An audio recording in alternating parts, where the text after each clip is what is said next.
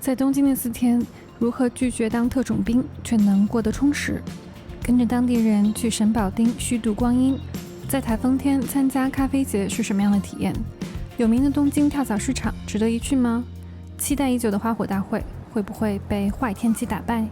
有什么好吃又不难订的餐厅？没有过度规划，准备好随遇而安，一起来漫步东京。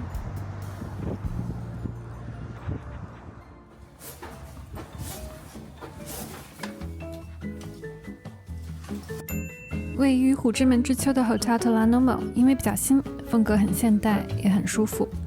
这一带是新兴的商业区，从10年前第一次住在这一带到现在，看它从只是办公区到如今几座大厦互相连通，楼里有数不尽的餐厅、咖啡馆和居酒屋。半夜远程工作，白天自然需要咖啡提神。临时决定在 Airbnb 上找一位本地的向导，带我们散步逛东京，顺便体验东京的咖啡文化。向导 Tomoyo 原来是设计师，因为喜欢咖啡，开始在 Airbnb 上做体验向导，是个非常有主见的女生。除了咖啡店，她也会给我们介绍一个区的文化历史，带我们看有意思的建筑和小店。印象最深的是这个朴实的家庭咖啡烘焙作坊，店面很小，在这一带有好几十年了，如今仍然在用着纸质的订单簿。经营者是位90多岁的女士，今天看店的是女儿，是一位非常亲切可爱的女士。得知便当君是巴西人，她为当天没有巴西的豆子感到非常不好意思，连连道歉。店面不时髦，却有种回到家的亲切感。在一条街之外，就是风格完全不同的 Glitch， 它是第3波咖啡浪潮中的精品咖啡店，坚持用单一产地的咖啡豆，并且以突出豆子风味的浅烘出名。咖啡师会详细的解释每一款豆子，每一杯咖啡都会搭配一张身份证，产地、酸甜度、口感都会一一列出。但是菜鸟如我只能说我不配，因为我记住的只是这家店的花美男咖啡师。不远处的 Farros 咖啡店和 Glitch 的风格很相近，也是手冲或者冷萃单一产地咖啡为主。神保町的怀旧文艺气质非常适合咖啡店，建筑虽然有年头，但保养得很好。最适合这个区的还是昭和风格的 Kissa Dan， 装饰的古色古香，通常提供对冲泡手法并不挑剔的深烘咖啡，以及各种怀旧小吃。在这里要和他们又说再见了。他不仅带我们去了很多宝藏地方，还主动默默地帮我们拍了很多视频，甚至还会剪辑，真的是最佳东京文旅大使。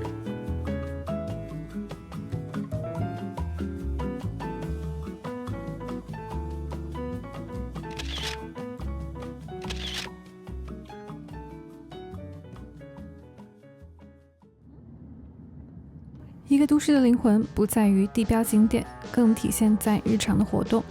参加一场周末活动，更能沉浸式的体验东京的生活。带着 Tomoyo 刚刚教给我们的热知识，我们俩出发去一场周末的东京咖啡节。入场的时候，每个人可以得到一个挂在脖子上的小杯子，以及4枚可以换咖啡喝的游戏币，让我们立刻精神起来。虽然天气不好，现场仍然非常热闹。摊位有来自日本全国的精品咖啡店，还有一些上海、香港和新加坡的咖啡店，加上卖食物和周边的，总共大概有70个摊位。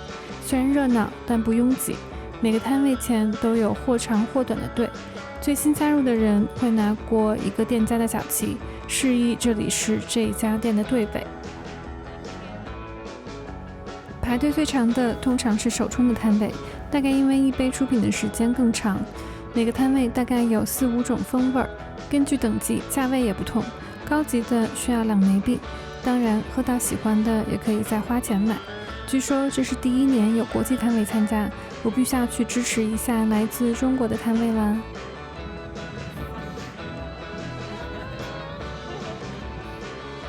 Tomoyo 带我们去过的一家店也在这里出摊，我在这儿喝到了最惊艳的一杯，于是果断买了豆子回家。可惜我们只会做浓缩，而手冲才能体现它的丰富味道。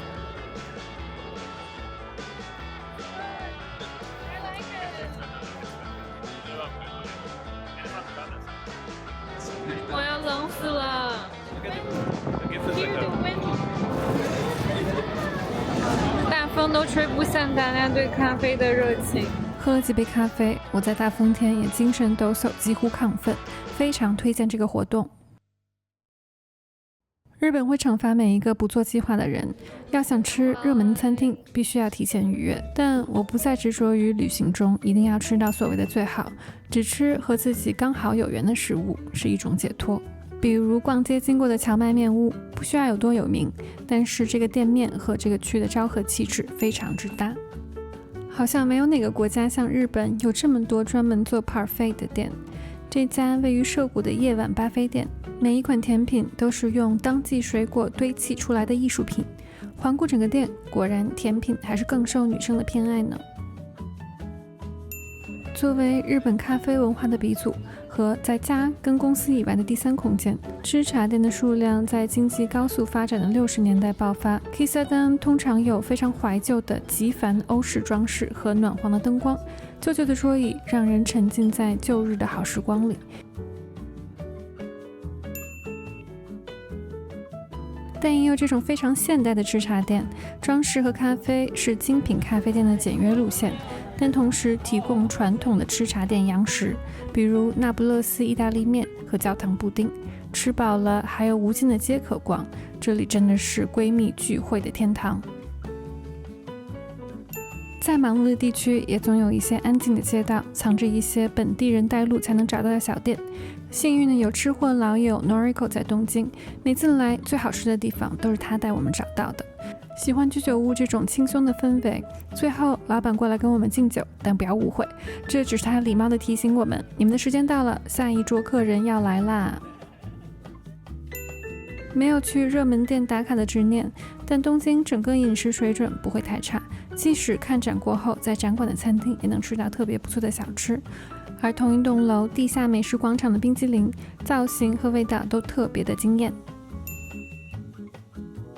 由于我们去得太晚而吃不到他家出名的柴火炊饭，但是其他的食物仍然非常的不错。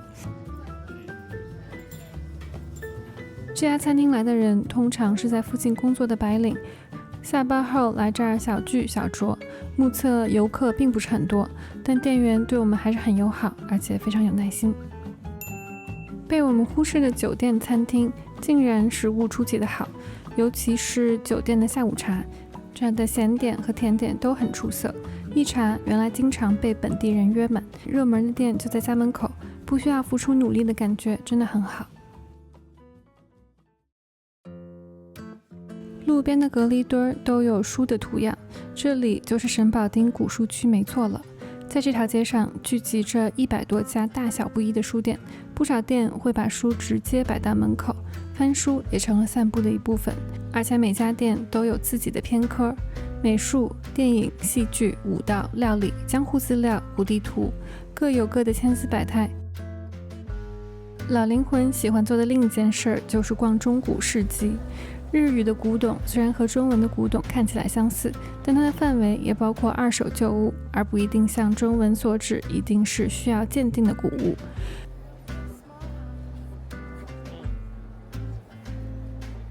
交通方便、规模很大的大江户古董市这几年变成了外国人超多的景点。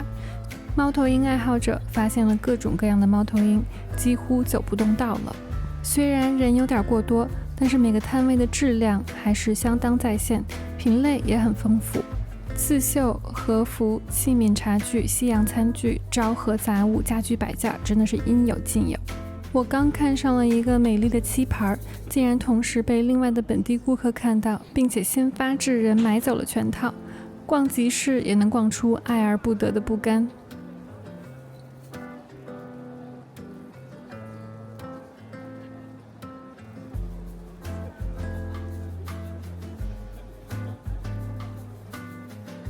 在小某书上刷到，东京会教训任何一个购物欲低迷的人，确实是大实话。这儿实在太好逛，太好买了，萌宠、中古、时髦又平价的时装，二次元的手办，无论喜欢什么都可以找到最好的货色。加上汇率仍然走低，怪不得全世界的人都会来东京扫货。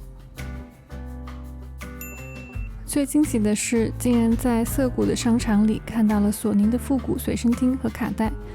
论玩怀旧青春 analog 这一块，真的谁都玩不过日本。也许在什么都得来太容易、走得太快的数字时代，卡带放进随身听，随着机器转动的声音，会给我们一种踏实的安慰。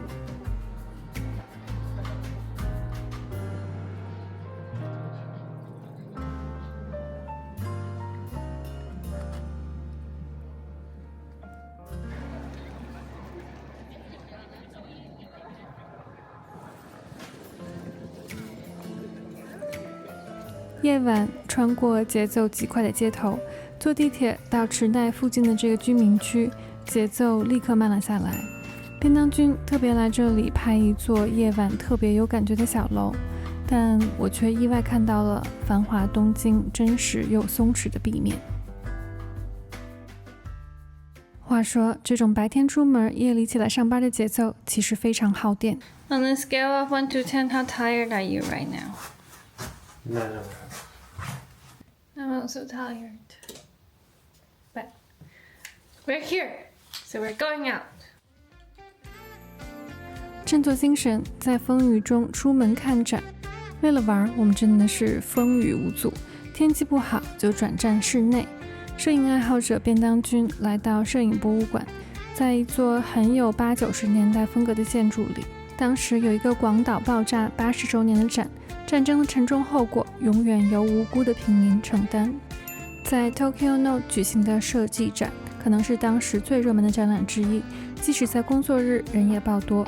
这一展览是把 NHK 电视台的节目《看世界》的方式做成了一整套沉浸式可互动的展览，理念是日常生活里的设计，互动元素非常的多，参与感很强。每个主题都分为观察、思考和体验3个步骤，把设计变成能够亲身参与的过程，既适合亲子也适合约会，成了一个爆款的展。据说总共有100多万人到场参观，而我甚至在门口碰到了以前在旧金山的同事，缘分真的是妙不可言。